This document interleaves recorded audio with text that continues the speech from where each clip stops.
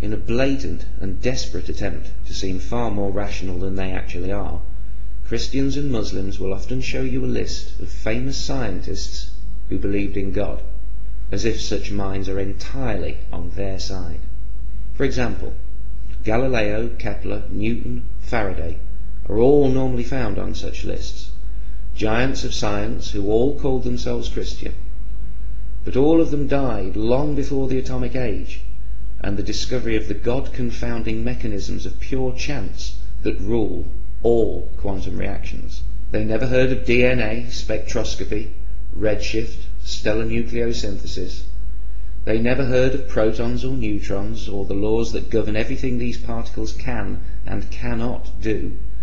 They never heard of radioactivity and the window this provides for measuring the ages of rocks and thereby our planet. Newton, living 400 years ago, may have believed, as many Christians and Muslims still believe today, that life cannot come from non-life. But that's only because nobody in the 1600s knew that our bodies are made entirely from non-life, in the form of atoms.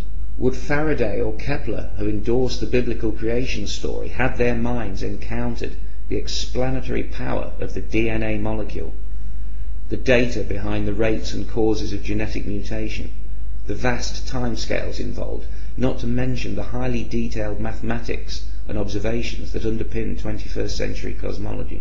We'll never know, but there's plenty of statistical evidence to suggest that in the information age at least, the more you know, the less likely you are to believe that the creator of the universe cares what you do with your sexual organs, or which direction you pray in, or even if you pray at all.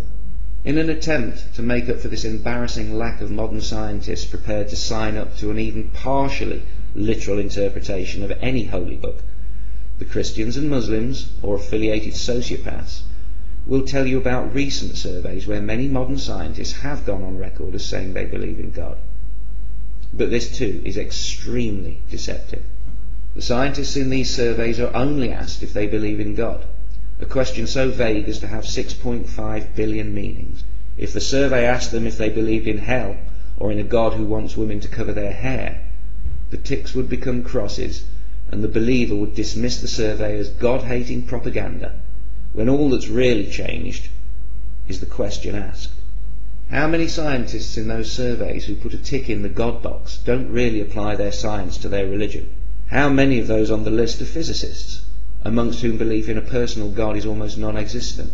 How many are deists, who don't believe in a God who keeps the buses running on time? How many just tick the box to keep mum happy?